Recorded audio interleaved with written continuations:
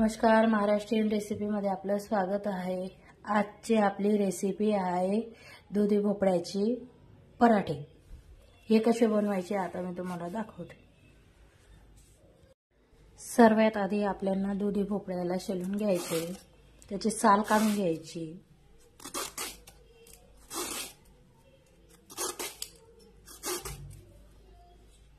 बघा साल काढल्या गेलेली आहे। आता याला आपल्याला किसून घ्यायचे आहे।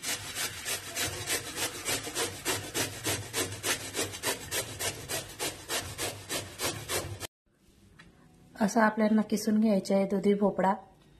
आता आपण याचं पाणी काढून घेऊ एक्स्ट्राचं, कारण की या पाण्यामुळे कसं आहे आपल्या दशम्या या व्यवस्थित बनत नाही। पाणी सोडल्यामुळे आपल्या दशम्या या नरम होतात एकदम, म्हणजे लाटायला जमत नाही आणि पीठही जास्त लागतं, टेस्ट एवढी चांगली येत नाही। म्हणून आपल्याला याचं पाणी काढून घ्यायचं आहे। जेवढं शक्य असेल तेवढं पाणी काढून घ्यायचं आहे। तुम्ही कापडनेही काढू शकता। हे बघा कसं पाणी निघतंय।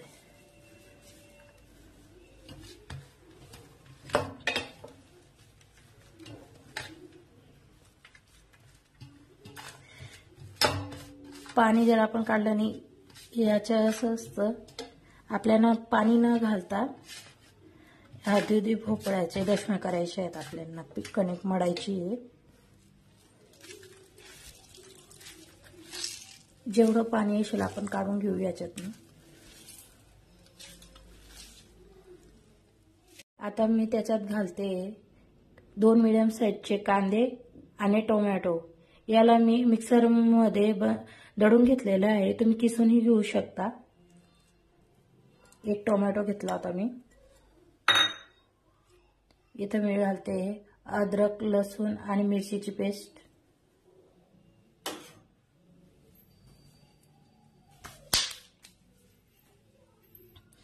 आता याच्यात छान असं मस्त चिरलेली बारीक कोथिंबीर घालते।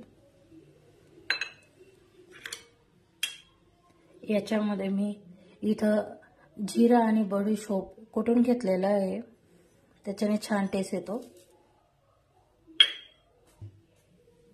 आता याच्यात आपल्याला थोड्या अर्धा चमचा इतक्या ओवा घालायच्या आहेत। ओवांना हातानेच क्रश करून घ्यायचे।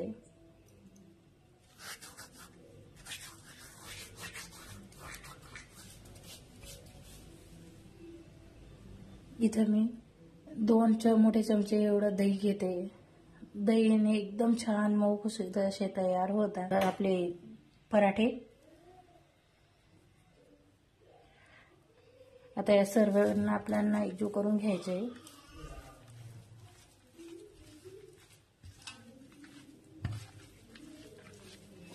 याच्यात आपल्याला भरून पाणी नाही घालायचे।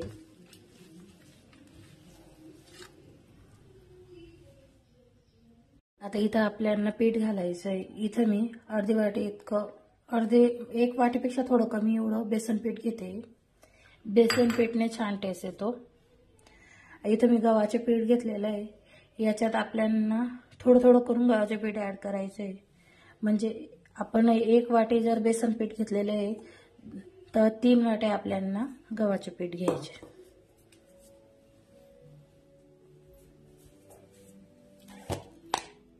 आता याच्यात आपण घालू चवीनुसार मीठ।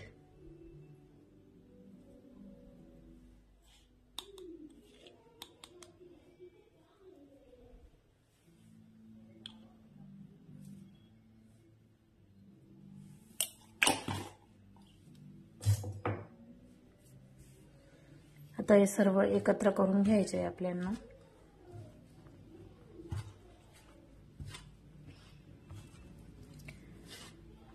तुम्ही जर माझ्या चॅनल महाराष्ट्रीयन रेसिपी या चॅनलवर नवीन असाल तर नक्की माझ्या चॅनलला लाईक करा, शेअर करा आणि सबस्क्राईब करा, जेणेकरून मी तुम्हाला माझ्या नवनवीन सोप्या पद्धतीच्या रेसिपी दाखवू शकेल।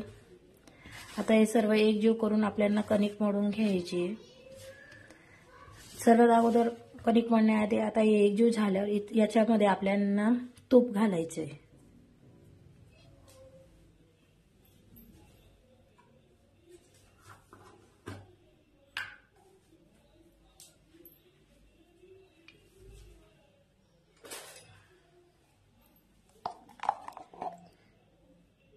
इथं मी 2 चमचे तूप घालते.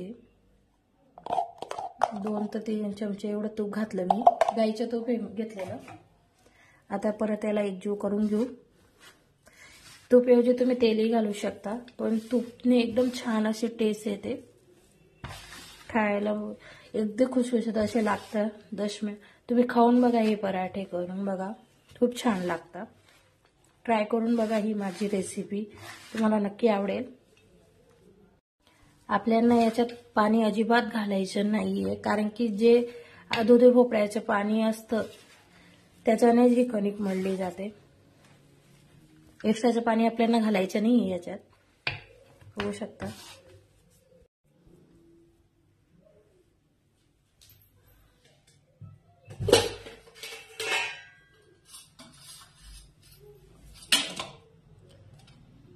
सॉरी, मी विसरले.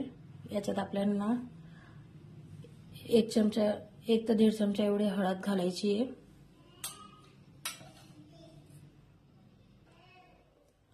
आणि 1 चमचा इतकी चटणी घालायची आहे आपल्याला.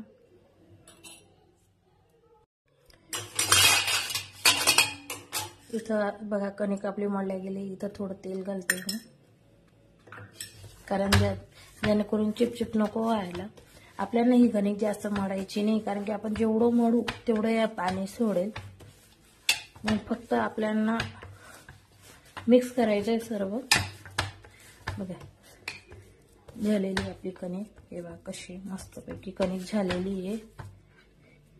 चला तर मग बघूया या दशम्या कशा बनवायच्या. मी तुम्हाला दाखवते. यांना मराठी भाषेत दशमी म्हणता आणि आपले हिंदी भाषेत पराठे म्हणता. तुम्ही काय म्हणता ते मला सांगा. यांना काही धपाटेही म्हणता. इथं मी गोळा घेतलेला आहे पिठाचा. बघा इथं मी लाटून घेते. इथं मी पीठ लावलेलं आहे, हलक्या हाताने लाटून घेते.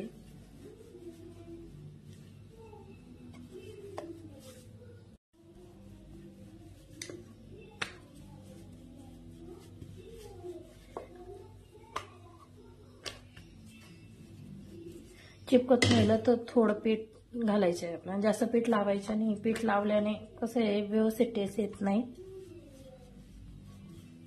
तुम्ही तुमच्या हिशोबाने जाड बारीक करू शकता.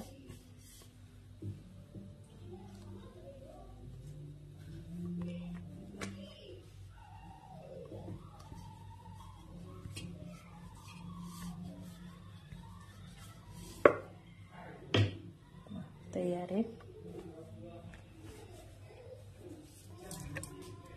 इथे मी तवा तापवायला ठेवलेला आहे. आपल्याला लो टू मीडियम याच्या फ्लेमवर भाजू द्यायचे.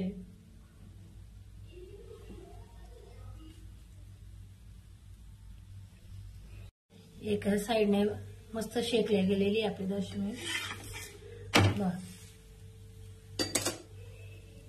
आता दुसऱ्या साईडने आपण याला परतून घेऊ. दुसऱ्या साईडने आपल्याला तशीच भाजू द्यायची. आता दुसऱ्या साईडने परतून घेऊ. आता याला मी तूप घालते. तूपने मस्त असे छान लागते दशमी.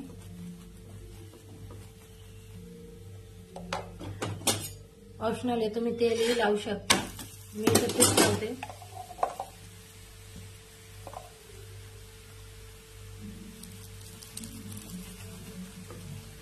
दुसऱ्या साईडने आपण तूप लावून घेऊ.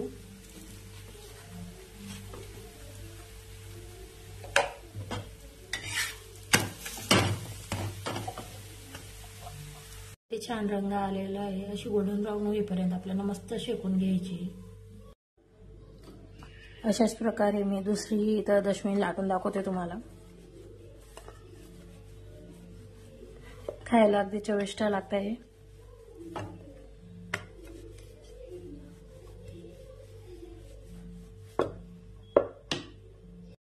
अशा प्रकारे मी दुसरी दशमी तयार करून घेतलेली आहे.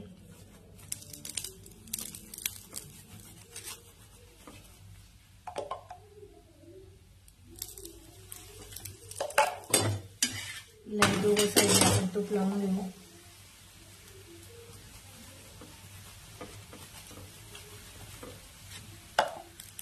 दुधीचे पराठे तुम्ही ट्राय करून बघा, खूप छान लागतात. इथं दोघं साईडने आपण पलटून शेकून घेऊ मस्त.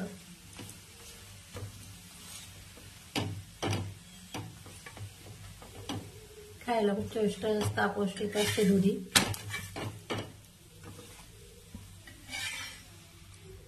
बघू शकता किती छान कलर आलेला आहे. तयार आहेत आपल्या दुधी भोपळ्याच्या दशम्या. बघू शकता तुम्ही किती छान असं टेस्ट आलेला आहे, मऊ आलेली बघू शकता तुम्ही. तुम्ही जर माझ्या चॅनलवर नवीन असाल तर माझ्या अशा नवनवीन रेसिपीजसाठी माझ्या चॅनलला नक्की लाईक करा, शेअर करा आणि सबस्क्राईब करा. थँक्यू.